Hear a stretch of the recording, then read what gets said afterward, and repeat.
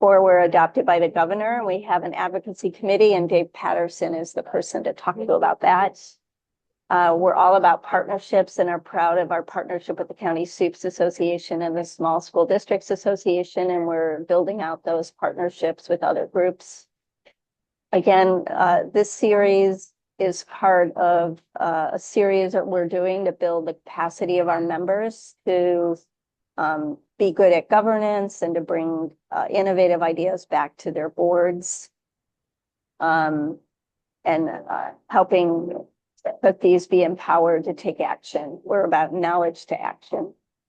And then finally, we want to be forward-looking. We know there's a lot of challenges our students face, and the solutions we've been using haven't always been working. And so we're interested in spotlighting the bright spots in this state that county offices are leading that are working, and trying to figure out how to help get those scaled, as well as bringing thought leaders like Christine to you to help us get a vision of what could be for our students. Next slide, please. So today, we wanted to focus on this portrait of a graduate, and I wanted to share my reason why this was important to bring to you. And that is, I think, 2 things in particular. One is, when you talk to employers in the state, nationally, they are saying that young people are coming to them not fully prepared with the proper 21st century and work readiness skills. So I think there's a little bit of, to me, a disconnect between what we're teaching kids and what our employer community wants. And I would venture to say that there may be college faculty that share that as well. The second reason for me is we see so much disconnection with our students. I don't have the data point exactly, but a large percentage, particularly of our older kids, are very disconnected. And we see that in the chronic absenteeism rate and kids dropping out and kids quietly quitting school. And kids want school to be relevant. And I think this portrait, especially if we engage young people in its creation, is a way to create more relevancy in education. And the last thing I'll say, the reason this is important to me, is I have been having conversations with my board and the superintendent about embedding this idea of what skills kids should know and do in our core community schools, and thinking of it as a 30, 60, 90, 120-day set of metrics. So I think this portrait could be a good guide for us in Sacramento as we try to be really clear on what the kids who are with us for not a long time should be able to know and do when they leave us. So with that said, I will ask our guest speaker, Christine Olmstead, to take over. I'll just say that she has a long history in educational leadership. I know she's been a teacher. She's worked in a variety of settings around education and transformative change. And she's currently with the California Collaborative for Educational Excellence, and is also leading the high school redesign work, which I think is aligned with what we're talking about today. So Christine, thank you for being with us. I'm going to turn it over to you. Thank you, Rena. Christine, while I'm pulling up your slides, I want to remind everyone, especially those of you that have just joined us, if you'd put your name and your county and any questions or expectations you have in the chat for us, that would be super helpful. So thank you. With that, Christine, please. Deborah, do I just say next slide, or do you want to give me control too? Oh, I can do that. Let me share. Here we go. Actually, there's a new feature on Zoom if you haven't used it yet. If you go next to my name, it says give person control of the slides.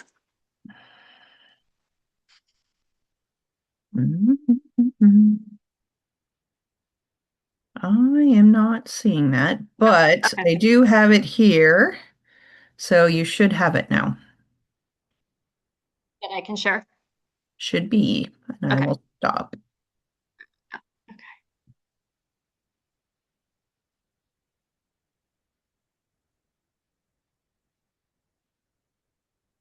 You all can see my screen, I'm assuming, right? There you go. Okay. There we go. Okay. Well, thank you for having me. And as Vina said, I actually spent 10 years at the Orange County Department of Education, and now I'm actually on a partnership agreement with OCDE to work for the CCE. So they loan me out to do the work there, which is a very nice partnership we have between CCE and our county offices with their, needing expertise in the state to come on board and help.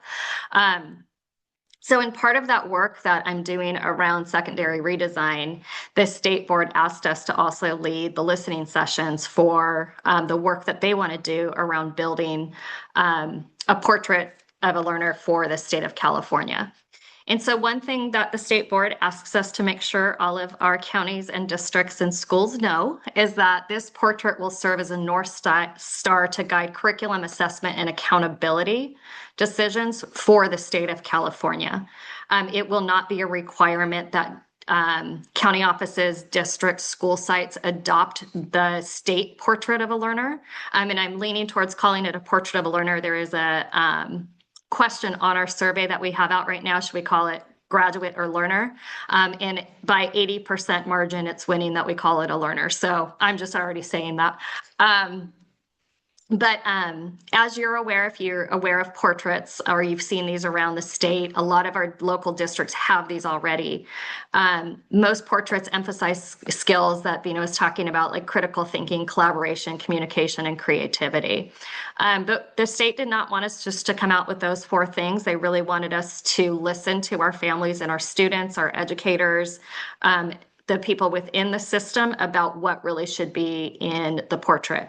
And as districts have developed theirs over this past kind of 10 years, they're in the process of iterating based on how the economy is changing, how the world is changing, how the job market is changing, because we're noticing, especially with AI coming on so strongly, that maybe some of these skills that we had identified, 5 to 10 years ago need to kind of be updated into more of, where we're seeing things going right now. So the first thing I'd like to ask if you could just put in chat after you think about it for a few minutes. So take about 2 minutes just to quietly think. What do you believe are the key competencies a student should have by the time they graduate from our high schools in California? So just think about that for 2 minutes, and then when you're ready, feel free to put it in chat. I do want you to all know that I did do this presentation with the county operated student programs last week. And so all of your county office leaders who run your court and community schools or your alternative ed programs went through this activity too, and we got their feedback as to what they think are most important. And then we asked them to take this back and have teachers within your court and community schools do this with students. So right now we're at about 2,000 respondents to the survey that we've been doing. And then we have about 10 focus groups that we're doing, you being one of our focus groups as well.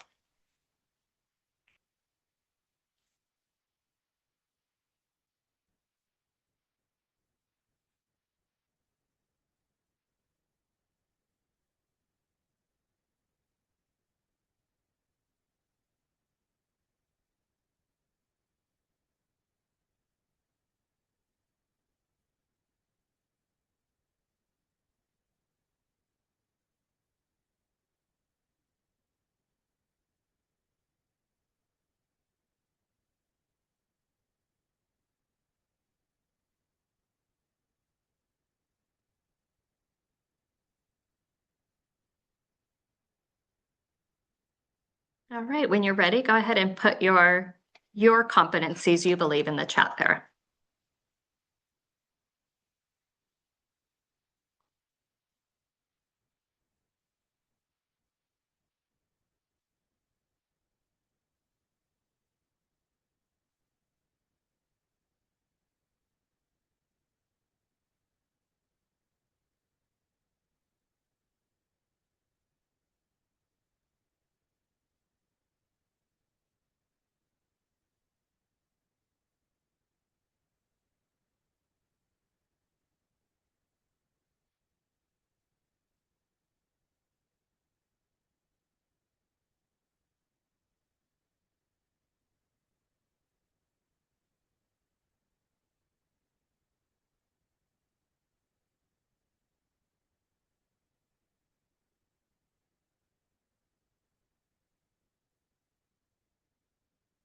Let's take about one more minute to get your thoughts in there, and then I'll move to the next slide. I see that you're liking each other's. That's awesome.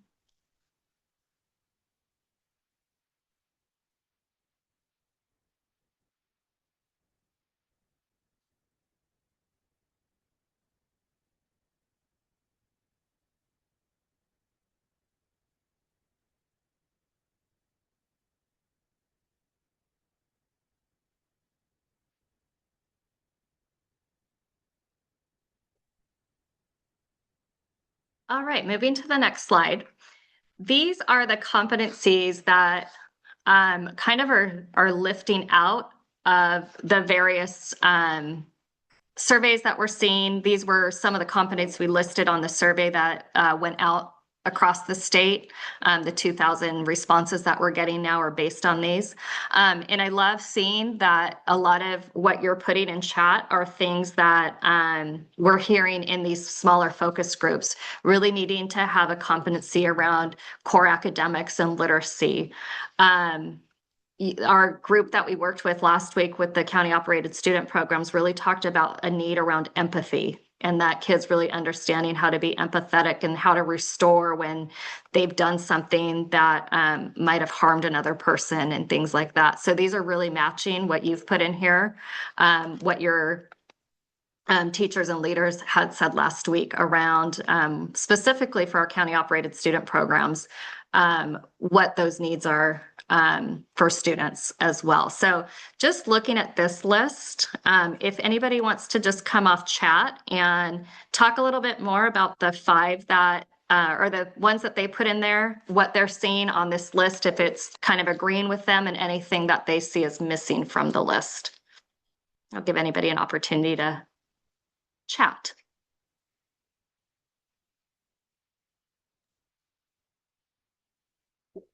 Well, no one else speaking up, but I will. And it's for me, the balancing act here is that if we don't have core competencies in academics, the value of the other things actually as a part of a what well, and this is where the discussion of learner versus graduate. But if we in fact graduate students from high school and may have a number of characteristics but aren't competent in the core academics, I am very concerned that that that might get lost in this process. And so I'm curious about what the thinking is of others on that point, and I'll stop. If I may add to that, David, thank you for that insight. I was a high school chemistry and physics teacher, and then I became a primary school principal. And I told my staff, if we don't do anything else, we're going to teach them to read and write. Because if they can read and write and do basic math, I can teach them all the chemistry in the world. But if not, then we're dead in the water. So I strongly agree that we can't lose the core academics because all of those other things rely on it. Thank you for surfacing that. This is Bina. I love my 2 ACCBE board members, but I think I don't disagree. We can't lose sight of core academics, but I think our kids can't just learn to read and write. They live in a world where they have to get along with people, where they have to navigate moving from setting to setting. And I think it's important to give education the permission to teach competencies that are going to serve kids through life. So I don't think it's an either or, but I think it needs to be clear that our education system has an obligation to teach these, I don't know if you want to call them life skills, 21st century skills, whatever it is. That's my bias. I going to agree with you, Bina. So my county, I'm going to read it because I've had this flyer sitting on my bullet or taped on my bulletin board ever since. I can't remember what year it was. Several years ago, the county as a whole, we did a portrait of a graduate, and we came up with 6. I want to read them to you because some are on the list already. But curiosity. Now, I feel that curiosity is necessary for lifelong learning. And we should be graduating students and their children learning as they're with us to be curious, because that's how you grow and that's how you adapt and that's how you change with the environment or frankly the economy around you. Empathy, I think we've talked about that a lot, particularly with our students. Communication, again, that's living in the world. That's how you get along with people. Collaboration, we've identified that. I think there's a lot, in a lot of our schools, there's a lot of group projects to learn collaboration while you're learning science and math and reading. I think all of this is about you're still working on all those core academic competencies, and you do it in a way where in the process you're gaining these other skills. And I also want to add the other two on our list are ethics and creativity. Is that Sonoma, Gina? Yeah. Okay. Yeah. Right. And I might add, there are districts that are doing their own, or have done, or do their own portraits too. I don't quite know why, because the district, I say that only because the districts were involved. When we did this countywide portrait, our CTE Foundation was involved, funded it, SCO funded it. It was districts were involved, but I think what happened is sometimes new superintendents come along, and so they think their district needs to sort of reinvent the wheel for themselves. Edith, you've had your hand raised. Yes, thank you. I just want to say that I agree with David. I agree with everyone who had just talked about the core academics, but also Bina, I think you brought up a really good point, and some of the experiences that I've had within the community. It's that I 100% core academics is what's going to make a difference in their future. But at the same time, in order to attain them and perform well, you're going to have your mental wellness is going to have to be there. So without having the ability to take care of their own ability to regulate or to understand or even a disagreement. But I want to bring back to also just to surface the core and community schools, the demographics. Many of them are Latinos and African American, and when you think about the different intersectionalities of identity, and when you think about immigration status and what's happening right now with our in general with administration, it's not that easy to concentrate and turn in homeworks and do the core academic work that they need to do. So I do believe that they have to be together. Mental wellness and the core academics, which are important, have to be together. And I agree with Bina, it's not either or, it's both of them together at the same time. Thank you. Bina put in the chat if anybody wants to just kind of let us know with a raise of hand or come off mute and say, but I'm wondering if your county office has already developed a portrait. We know Sonoma has. Anybody else at your county office developed a portrait?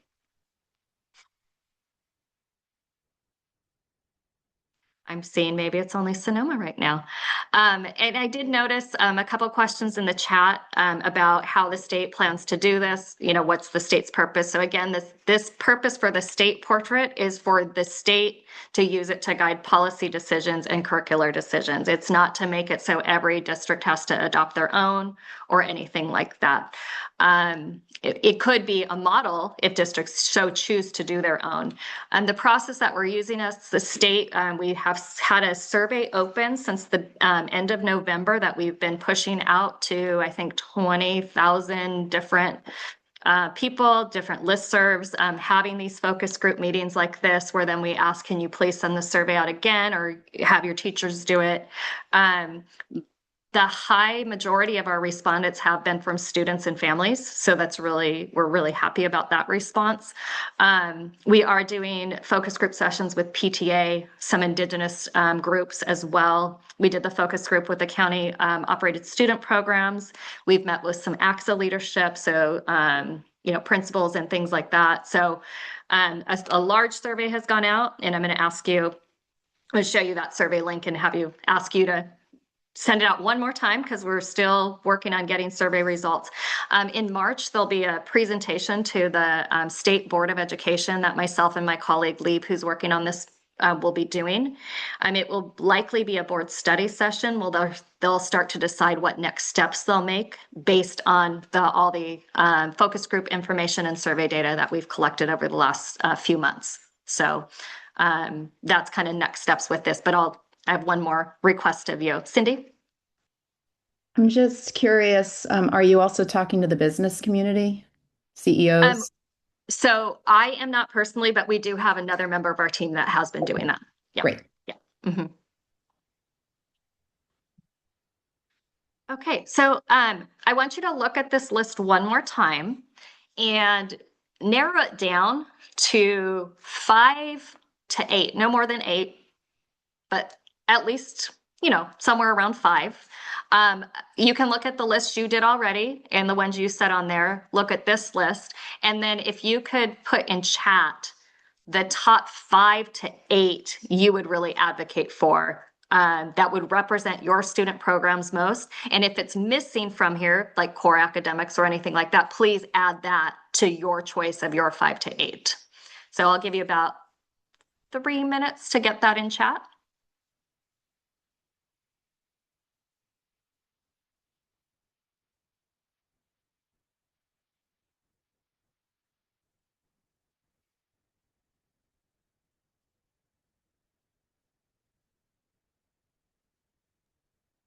Christine, could you repeat the exercise? Jennifer just joined us.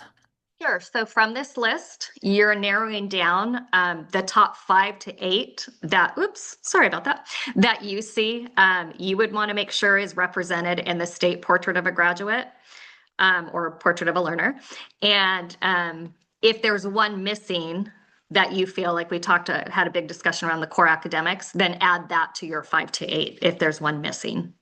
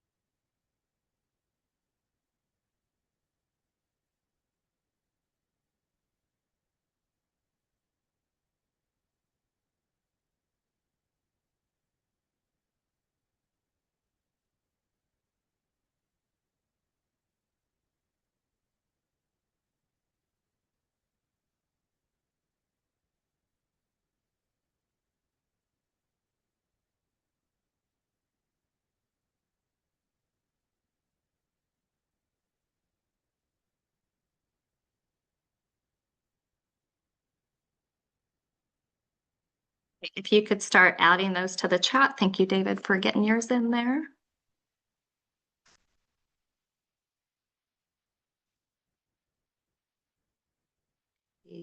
Ashcon has theirs in.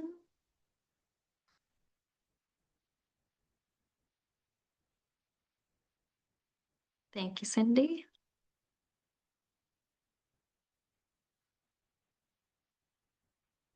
And Greg, thank you. All right. I think it looks like mostly everybody's got theirs in or about to hit send on those. So thank you. Lots of you with the academic proficiency and core competencies. So thank you. We'll use these in our feedback as we write our report and ensure that yours are represented as well.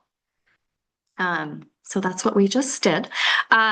So this is, if you can, at a later time, because the survey will probably take you about, I don't know, 5-10 minutes to complete. If you could actually send this out to your constituents as well and asking them to take the survey. And like I said, even if we could get classroom teachers to have students do it in the classroom, we get more of that student voice in there. If you want to send it out to community members as well, if you have, community-based organizations that you work with or business organizations you work with, and you want to make sure that they have their input, we'd appreciate you just sending this out far and wide. So those resources are there. For you to be able to find flyers and send out the links to have more people take the survey. And if you haven't taken the survey yet, we would love you to be able to have your voice on that survey beyond the focus group too. Before I move into the work we're doing around secondary redesign, do you have any additional questions around the portrait and next steps? Sure, but now, do you know what date it's going to go to the state board? I should know, and I don't know it off the top of my head. It's the March board meeting is the one we're aiming for. Okay. Have any other states done this? Yeah. So there's a lot of states. We're actually in the State Board of Education in a consortium with the National Association for Boards of Education. And there's a separate kind of work group that's going on specific to high school redesign. We're doing secondary redesign, but within that high school redesign group, the states have all shared their different portraits that they're working on. So I would say, off the top of my head, I know about 10 states that have their own portraits, and they're using it to guide policy decisions and as well as curricular decisions. And when they made their portraits, they also worked together with their business partners and things like that to ensure that it was all aligned. And then as we started looking at more CTE pathways, industry certifications, those kind of things, that portrait really being used with communities for them to understand these are the skill sets we're really looking for kids to develop through your internships, through work-based learning, through whatever it might be. So really tight partnerships between the education community and then the business community within these other states where these state portraits have been developed. And then, people then make progression markers around these, things like that to kind of assess how is our implementation of these, portraits that we've done actually getting into the classrooms and working with students. So once the state board finalizes what our competencies will be in the portrait, then another work group will start up around kind of now what does this look like, sound like, feel like, and creating some rubrics around kind of assessing how do you know kids are actually being able to demonstrate critical thinking? How do we know kids are attaining core competencies in academics beyond just what the dashboard tells us? Are there other opportunities for portfolios, demonstrations of learning, things like that? So we'll see some kind of work around accountability within the state system once our portrait is developed. So there'll be a connection there. So, but as you all know, these things take time. So, yeah. Any other questions? Well, I added a final thought from my perspective on this one. You don't need to speak to it, but I just wanted to make sure that it was, which is the intersection between it's a values-driven process, and values, when they're shared, are much more powerful than when they're unknown and hidden. And to take that into account, because part of the process is bring all of our parties along, and our families and parents are there as part of that. Yeah, appreciate that. Thank you. Okay, so moving into secondary school redesign. I just got to move my screens around real quick. Hold on. Okay. So back in the fall, we launched an opportunity for networks to apply to be part of what we're calling secondary redesign. And it was part of a trailer bill. So the governor in his last budget allocated $10 million to do a pilot program around allowing networks of schools who were already in a redesign process to apply to be part of basically a 2-year pilot on sharing their best practices around redesign, but also lifting out what some of the barriers are to redesign. And are there any state policies that we might need to look at revising in order to move redesign forward? As Bina talked about at the beginning, there's several reports and research studies that have come out in these last couple of years about the lack of engagement our students are having in schools, their disconnection from schools, the dropout rates, the chronic absenteeism, just what we hear over and over, and it's not just unique to California, this is nationally, kids are bored. We're still living in a system that was designed not for the work that we do today, right? We're still very much in a factory model, and we haven't yet somehow moved into a 21st century learning model, and we've been in the 21st century for a very long time now. So how do we actually get after this? So within the trailer bill, there were 5 areas that were noted that were crucial to secondary school redesign, and that's ensuring every student is known and supported, redesigning learning for deeper knowledge and skills. So if you've heard of like depths of knowledge, having those higher levels of depths of knowledge at levels 3 and 4, where there's more questioning, there's more curiosity, there's more research and synthesis and critical thinking when you're asking higher order thinking questions. So really looking at how do we bring that more higher order thinking into the classrooms.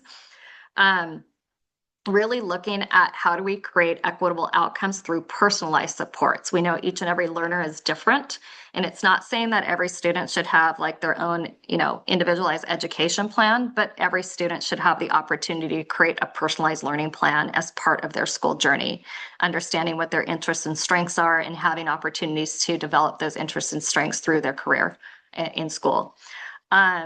Really, how do we promote measurable growth in student engagement and learning? So if kids are saying they're bored and all of a sudden kids start coming to school, what is it making them come to school? What was that secret sauce that got them there? So really being able to measure that engagement. And then how do we make this not go away? So, for years, if you've been in the education system, that we've had small learning community movements, we've had, all sorts of things that funding has gone after to help this process. And once the funding goes away, the innovation goes away. So this time around, how do we sustain the innovation and keep those smaller learning classrooms and the advisory structures that we know are good for kids that create those meaningful engagement and things like that? So those are all the things we'll be kind of studying over the next 18 months. What you see right here is the list of networks that have been selected. What you don't see are the schools that each network is using as their pilot. That information should be posted on our CC website next week.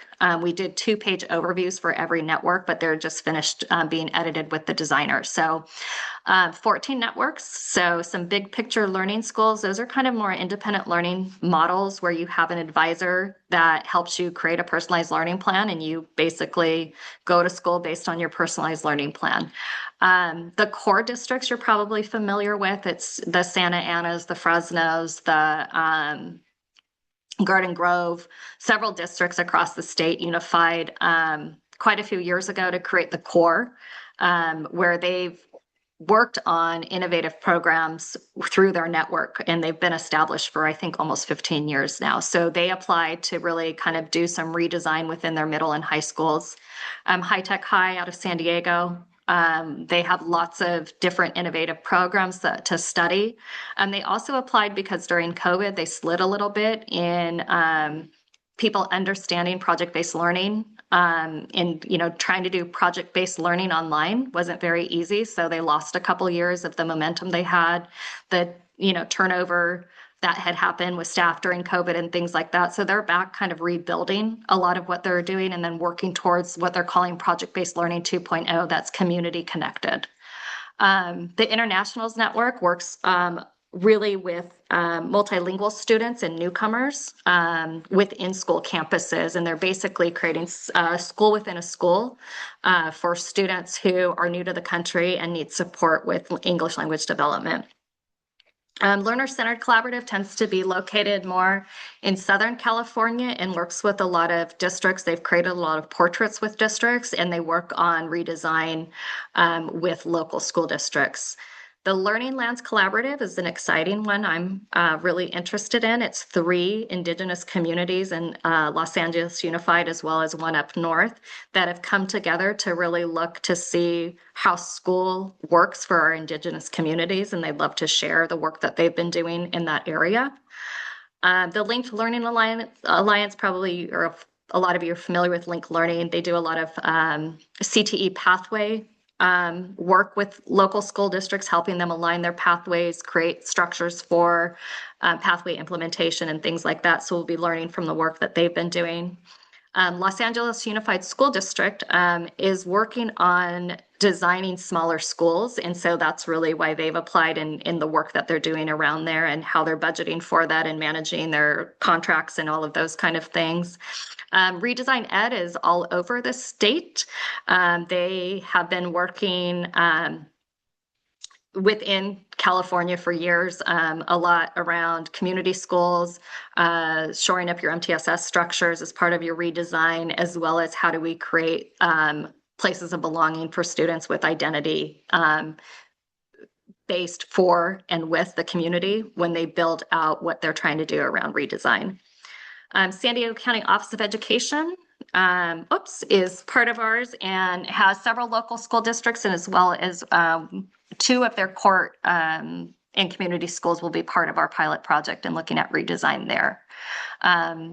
And then San Marcos Unified is focused on middle school redesign. So we really are interested in what they're doing. They specifically chose middle school to start with in order to put the structures and enabling conditions in place before they go on to the high school. So they really wanted to work middle school and have kids understand what this looks like and then how to move it into the high schools. And then Tulare Kings are 2 county offices who applied together. And they're working within local districts as well as some of their court and community schools on what does advisory look like, what do smaller learning communities look like, what do opportunities for pathways expansion look like, and then Yolo County office as well, local districts as well as their court and community with the same process of looking at how do we create greater senses of belonging and engagement for our students and personalized pathways for students. And alternative ways to show demonstration. So through competency-based learning and things like that, all of our networks are looking at alternates to demonstration than our normal measures that we've been looking at. If we look at, there we go. This is just kind of a map of where all the different districts are. So you can pretty much see where. We can't see it. Oh, there we go. Thanks. Do you see now? Okay.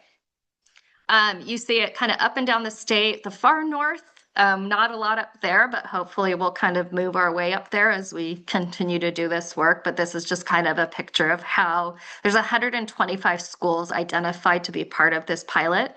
And so they're spread out across the state like this. And then you'll see here, you'll see the point numbers because this is how many points were on the rubric that was used to kind of score their applications. But these are the things that they had to write to. So the first one is ensuring students are known and supported. And so it's building structures that support strong development, relationships, and safe, inclusive school climates. And then we were looking for places where they already have strong implementation of things like advisories, looping, small learning communities. So those are the things that we'll be lifting out and studying, and how did they get there? What did they negotiate? What were the master schedule changes they made in order for this to happen? What are the financial implications? Basically, we're going to put together a guide based on the work that they're all doing, so other schools can now replicate the work that they've been doing. And learn from them. So if you're looking for how do you change a master schedule, our guide will have lots of exemplars in there based on the context of your community, whether you're large, suburban, urban, rural, remote, it'll have schedules based on the context. So we'll be pulling from that. The second one is really, redesigning around deeper learning. And so we're looking for assessment strategies that foster that authentic learning, kids being able to demonstrate their knowledge, show their critical thinking, creativity, problem solving. But, how do you really assess those things and get accurate information? And that's really something we'll be lifting out from our networks on how are they doing that. High Tech High has some really good examples of how they do that, the international. So we'll be learning from places who are already doing these kind of things, and what were kind of some of the tips and tricks along the way and some of the things to avoid. So I'm looking forward to these guides that we'll be developing. The third one was advancing pupil success and equitable outcomes through student-centered learning and personalized opportunities. So really looking at that differentiated instruction, our universal design for learning, our MTSS structures, our culturally relevant teaching, all those good pedagogy things that we know that our teachers need either training in or support in doing in order for us to have more personalized learning experiences for students. The next one we're looking at is promoting measurable growth in student engagement and learning. And so this fostering reciprocal partnerships with family and community organizations, really creating these structures where students shape their learning. They have a voice and agency in what they're doing, and really, promoting college, career, and civic readiness. It's not just one. That you have opportunities to engage in anything that will help you post high school. And then our last one that we're looking for is how do we design for sustainability? And so how do we have that continuous professional learning that's happening, intentional collaboration time so this can happen? These are all fiscal implications too, right? Giving teachers time, you either do that through master scheduling or you do that through release time, and those both things cost money. And so as we do this, really helping districts understand pivots they might have to make in their budget decisions as they're trying to do redesign work, and some of the give and takes you need to do in negotiations while that happens. And so that's really, we'll be lifting out best practices and, helping people kind of understand where not to step and where to step as they work through the redesign process. Our year one goals are really to capture baseline data, deepen any redesign efforts that have been happening, visit our demonstration sites, and allow other people to visit demonstration sites if they ask where are these kind of things happening. We'll be having a newsletter that we developed that'll be published. That'll start later this spring. Right now, my partner and I are visiting every network. So I am on the road the entire month of January, meeting one-on-one with the networks and interviewing them, really to deeper understand their applications, what their goals are, what the needs are from the state, and then how we can best support them. We'll also be distributing our network members into the 5 groups based on the 5 elements that we saw there, and they'll be working towards, they've identified which one they feel strongest in, and they'll be working towards creating those guides for other districts to use beyond this. We will have an active advisory board. We're just finishing putting that together. We'll be working towards writing papers towards policy learning. That way the legislature understands some of these barriers that our districts are facing in this. And really that's really our job, is really to study these districts, learn what they're doing, how they got there, and what they need to continue to sustain their efforts, and if there's any policy barriers we need to look at changing. I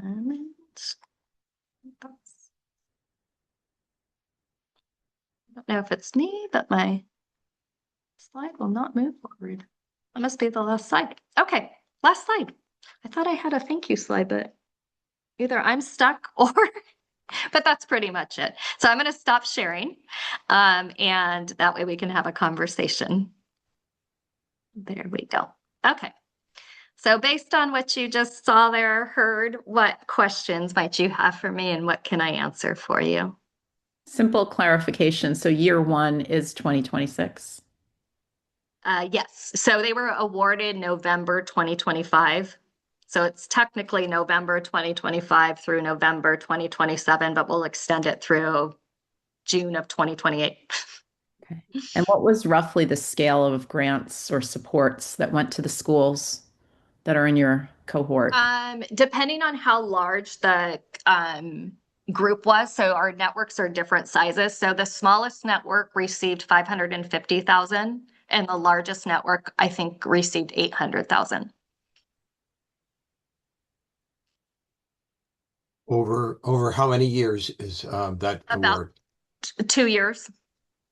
So Yeah, the it's 800,000 is total for 2 years. yeah, it is. It is. So it's basically the 25-26 school year into the 26-27 school year, but the way the fiscal lines up, it will go into the 27-28 school year too. So it's about 2.5 years. And then we'll be collecting and studying them through the end of 2028 and writing a final report in 2029. So they might not be actively engaged, with the learning that we're doing, but we'll still be studying their progress until the end of 2028.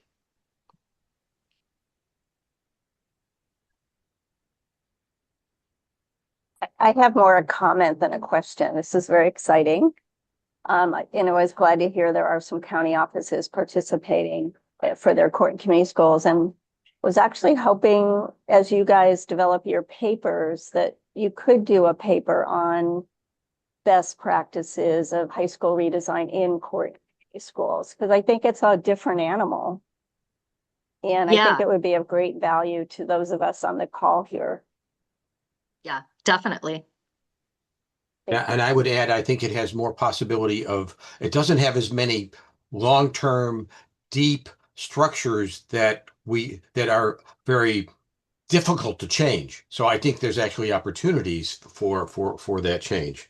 I also am excited, but I also, as you say, I was part of Bill Honig's crew with SB 1274, the high school task force, others, whole system change type work. So I'm curious on two pieces. One is what lessons have we already learned that you're bringing to this and bringing to those? So, as one of my favorite statements is, I like to make new mistakes. I'm going to make mistakes, but I just want them to be new ones. And I want our colleagues to have that opportunity to learn what we've tried, and either we need to do it a little differently or we need to try something different. And 2 years is just a very short period of time. So I'm just curious. I mean, these are great projects. But I am talked a little bit more about your theory of change and why you think the timeframes are a lot, or are you just working with legislative constraints and your challenges? So originally this was designed to go through 2029 and that the trailer bill. And as we started looking at things that the pilot schools are schools that are already actionable in their redesign process. And so this goal is really to study what's making them successful and get that information to the legislature with the goal of being able to possibly secure more funding to bring in on more schools over the next couple years. So there's really big push in this next year and a half to study what they've been doing, what's different. And to your point, David, why are they not failing this time around, right? Why is this holding this time? And what is it that's making that stick? And I think part of our theory in action is because our students and our parents are screaming for it, right? Mm-hmm. 20 years ago, maybe not so much. Now, and especially after COVID and parents being able to kind of get a look and a lens into classrooms and also understanding that flexibility is an option, they're demanding it more. And so I think this time, because we have so much demand coming from, our constituents, that it'll stick. But I also see because of such a desire for this and a need for this, that there will be some type of budget allocation that becomes part of our LCFF and not just trying to apply for grants every time. Because that's part of the problem. Every time you apply for a grant and the grant goes away, everybody thinks the new innovation goes away too. And so part of that sustainability is creating a sustainable funding source so this never goes away again. But we have to have our proof points. I've had a hard time with the Board of Education forever. The parents have a hard time with the Board of Education because it seems it's just a talk and survey organization, and that anything that comes out as you look at all the test scores is the failure of education. And that's why the parents are upset. And I see here in all the things you're doing, as I was listening and looking, is again, it's more surveys, it's more talk. I guess what I'm looking for is action, because we know every time that the Board of Education is dependent on legislation, but we also know that most of the legislatures that write education bills don't really know what they're talking about because they haven't been there. I've been a teacher, I've been a parent, I've gone all through that stuff, and I understand it. And I don't have the confidence, quite frankly, that the plans that you put out, the programs that you have, are going to be successful. I believe in results. I hate meetings. I want action, and I don't see that taking place through the Board of Education. And it seems like every time you come out with a plan, 2 years later, you come out with another one. And it's really getting to be very frustrating for me, for my parents, and even worse, it's frustrating for the students because they're the ones that are, having to suffer through all the things that we do. So I'd like to see more action from the Board of Education, less talking, less surveys. You keep saying, well, it takes time. It only takes time if it's in education. If it's out in the corporate world, it gets done and it gets taken care of. That education takes forever because of all the different parties, and I understand that. I've been on boards for a long time, and retired teacher, so I understand it. But so far, what I see, I don't see an endpoint that's going to say, okay, we're going to do this, and you get 20 things. Why not focus on a couple things? Focus on the specific thing. Focus on academics, TK through 3. Let's get them reading and writing then. All these other things will develop and come because of that. We grow because of our strengths. We teach to the students' strengths, and our weaknesses can be better. But we don't see that happening. I see such a scattered plan that I don't see any good results coming from it because it is so scattered. Now I'll be quiet again. Well, what I can say is, I appreciate your context and what you bring to the table and your experience. With the secondary redesign, I hear what you're saying about the survey and the building the portrait and all of those kind of things. With secondary school redesign, really, it is a place to see it in action. And so if you are interested in visiting any of the schools that are part of our pilot, more than happy to schedule a visit for you where you can actually see the redesign in progress and happening and what this investment that we're looking to do is. I would be. Unfortunately, when you talk about the North, where you don't have any of it, but I was in Yuba City, close to Nevada County, because I am very familiar with them. But we don't have it. I'm up in Del Norte. Okay. We have nothing up there. Yeah. And that's why we'd like to see more funding for this so we can get up as far as Del Norte and make sure that, that's being represented as well. Yeah. This is Bina. I just wanted to follow on Mike's comment, which I do appreciate. Well, first, I agree with Christine. This is building on work that is currently going on. And the question is, how do we scale what we know is working? And so I think that is their goal. But I actually think those of us on this call who have control locally of our at least our court and community schools, I think we are the ones that can take what is known to work and figure out how to advocate to our boards and superintendents to make sure these practices are embedded in our own court and community schools and in the K-12 schools under, that we provide TA to. So I would challenge everyone to look at those 5 principles that she reviewed, because in my youth development work over the last 30 years, those are so right on what we need to be doing for our kids. And I did want to note that Lake County actually is working with Big Picture Learning, their county office, and they are doing amazing work at their court and community schools, embedding the Big Picture Learning model, which is very relevant, experiential, etc.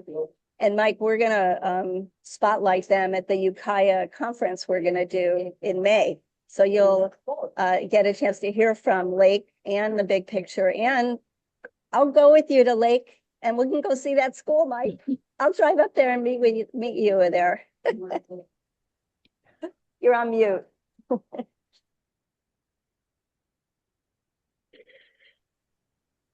I have a question, Christine, before we go. I'm all for secondary redesign, even to the point where I have more than a few gray hairs, but I used project-based learning in my physics and my chemistry classrooms way back in the day.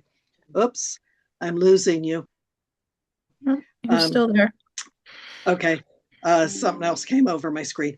My question is, are there any discussions with the UC Board of Regents? Because kids don't seem to be able to have a choice if they want to. We're a very heavy ag community, and if kids want to take multiple ag classes, then they have to not meet an A through G requirement, and that's been a barrier since the beginning, before my hair was gray. And I'm just wondering what UC has to say about redesign.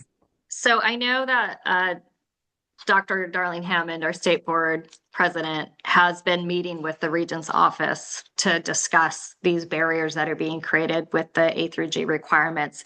In every interview we've had with every single one of our network, it is the number one barrier to redesign. And it's not that people don't believe in A through G for all, it's that it's not the pathway for all. And so it is the one crux that we continue to hear is the A through G requirements create the barriers, and it creates the mindsets that kids can't, and that, it's creating a lot of strain on our system to have the A through G requirements and not working with the UCs to help shift, and be in alignment with what K-12 is trying to do. So when we talk about competencies, portfolios, things like that, different demonstrations of learning, the UCs don't have a way to manage that yet. When we have high schools that we know in the state of California who have sent in mastery-based transcripts, they get put into a different pile in the UC system and they're evaluated later. And so they do have a way to evaluate. It's just not consistent across the UC system. And so that is something we're definitely going to be leaning in on, is what can we do for post-secondary institutions for sure. Thank you. Mm-hmm. All right, I want to be mindful of everybody's time. We're coming up on 1 o'clock. Christine, thank you so much. And I appreciate everybody engaging with the chat and the questions. The recording, as well as Christine's PowerPoint presentations, will be up on our website in a couple of days when the recording has downloaded. And then I send an email out to all the registrants so you can go in and view those, and as well get the hyperlinks that Christine has in her slides. We have a number of events coming up for ACCBE. A couple I want to call out is on January 22nd, our Starting Strong series. This is where we focus on equipping trustees and their role in governance. This is County Board's president's training. So whether you're a new president or been in the chair for a while, we encourage you to attend. Vice presidents, and I know with some boards they're called clerks, are encouraged to attend as well, because often that's a succession of the chairs, is to go from that position into the president's role. And then also on February 14th, our student board representatives, this session will include adult allies, and we're going to be looking at ACCBE's advocacy platform. And David, our co-chair, David Patterson, is going to be presenting on that. And then one last reminder, we have 3 in-person conference events coming up. Bina had just referenced to Mike's comment. We've got one coming up at the Mendocino COE in Ukiah. The Riverside, we're going to be in April, and then first one is February 20 and 21. It's Stanislaus. So this information is on our website. We're including it in our updates that go out regularly. We have another newsletter going out tomorrow. And again, these hyperlinks are live on these slides. So really encourage all of you to take advantage to come not only meet and network one-on-one, but also take advantage of the programming we have. There will be some sessions that follow through each of the conferences, but also the content is going to be regionalized to be relevant to each of the locations. So, Christine, thank you so much. This is very informative. Bina, anything while I'm putting the Zoom poll up, anything that you want to add before we sign out?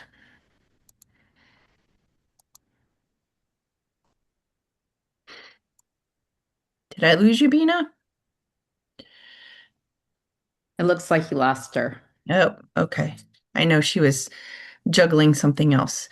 Any other last questions before we let Christine go? And Yes. if you Thank you all would, for having me. Appreciate it. Thank Yeah. you. Just thank you. That You're was welcome. it was a good discussion. Really Thank you. excellent. Appreciate your input. Okay. Take care. Thank you. I'll leave this poll up for those of you who want to take a minute and give us some feedback on upcoming topics that you'd like to learn more about. So thank you, everybody, and have a good rest of your week.